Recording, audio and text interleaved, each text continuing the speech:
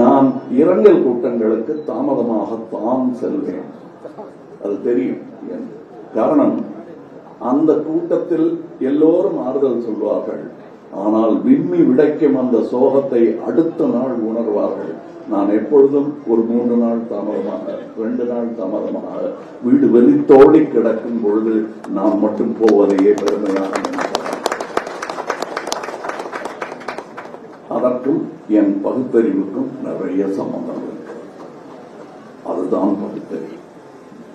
ஒன்றை நிராகரிப்பதல்ல பகுத்தறிவு. ஒன்றை புரிந்து கொண்டு தேவையான அளவு நாம் அதில் இடைபடுவதும் பங்கேற்பதும் இருக்க வேண்டும். அவ்வளவுதான் பகுத்தறிவு. அதற்கு மேல் இல்லை என்று சொல்வது என் இஷ்டம், உண்டு என்று சொல்வது உன் இஷ்டம். ஆக அப்பப்ப அட்ஜஸ்ட் பண்ணிப்பீங்களா? அட்ஜஸ்ட் பண்றதுதான் வாழ்க்கைய. அவரும் இருக்கணும், நானும் இருப்பேன். அதுதான் பகுத்தறிவு. இப்பொழுது இங்கே படத்துக்கு பிரேம் கட்டி மாட்டிட்டீங்க. அது அவர் உருவத்திற்கானது. அவர் செயலுக்கான பிரேம் எங்க போடணும்னா, நீங்க போட்டது சிற்றப்பனுக்கான அடிக்கல் நாட்டு விழா. அது நான் இங்கே அவர் சொன்ன இடைச்சர்கள் போல் நானும் ஒரு இடைச்சர்கள் செய்ய கடமைப்பட்டிருக்கிறேன். இங்கு நான் வந்தது பொதுவாக ஒரு மன்னிப்பு கேட்பதற்காக. இவர் யார் என்று தெரியாது. பிக் பாஸில் பார்த்தேன், கவிஞர் என்று சொன்னார்கள். கொஞ்சம் எனக்கு தெரிந்ததை சொல்லி பார்த்தேன், அவரும் சொன்னார். அப்படி வளர்ந்த நட்பு. நான் இவரை கவிஞரே என்று கூப்பிட்டேன். அன்று மனதில் அது இருக்கும்.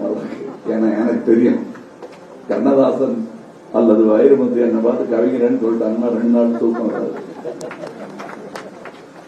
அப்படி எனக்கு அவரு எங்க தொட்டா அவர் என் பக்கம் வருவாரோ அந்த இடத்த தொட்டுட்டாங்க. அப்பவே முடிவு செஞ்சுட்டாரு இங்க வர்றதுன்னு. ஆனா இங்க மன்னிப்பு கோரல் எதற்காக சொல்லுகிறேன் என்றால், உங்க பிள்ளைய நான் தத்தெடுத்துக்கு போறேன்னு அவருக்கு பர்மிஷன் கேட்கல.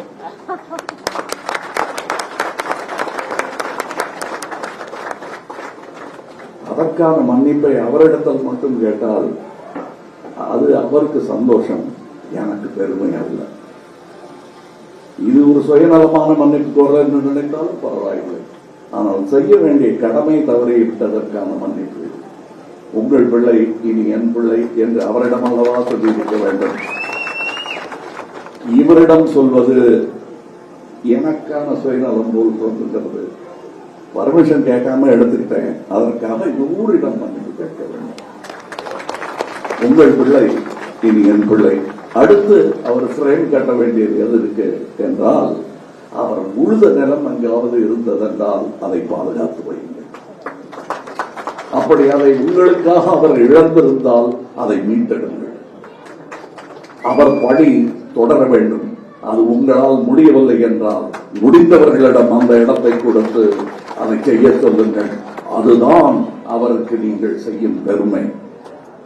அவர் சட்டை போடாமல் இருந்தவருக்கு நீங்கள் மாட்டிவிடும் பட்டு சட்டை.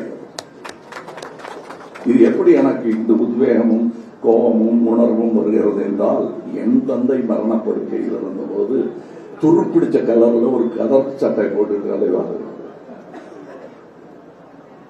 அவர்கிட்ட எனக்கு பாசத்தை காட்டுறதா ஒரு சந்தேகம் வந்துடும் நமக்கு.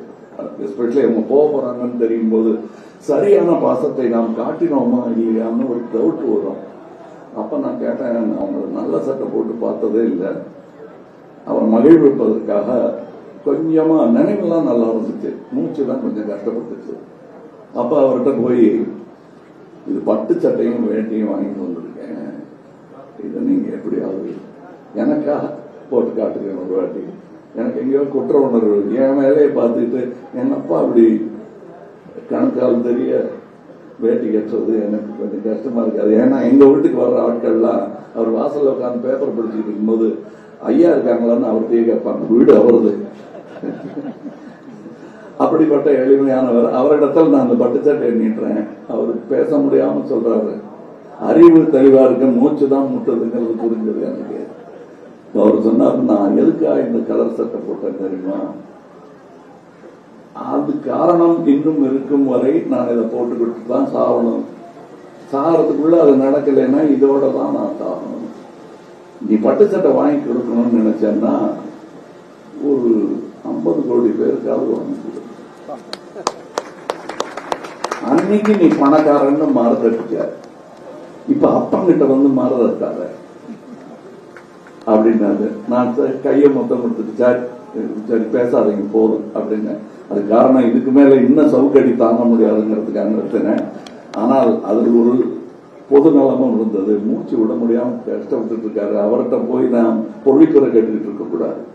வாழ்க்கையின் ரகசியத்துக்கு பொழிப்புரை அவர்கிட்ட கேட்கக்கூடாது. நானாக புரிந்து கொள்ள வேண்டும் என்று நான் உணர்ந்த ஒரு மணி நேரத்தில் அவர் போயிட்டாரு.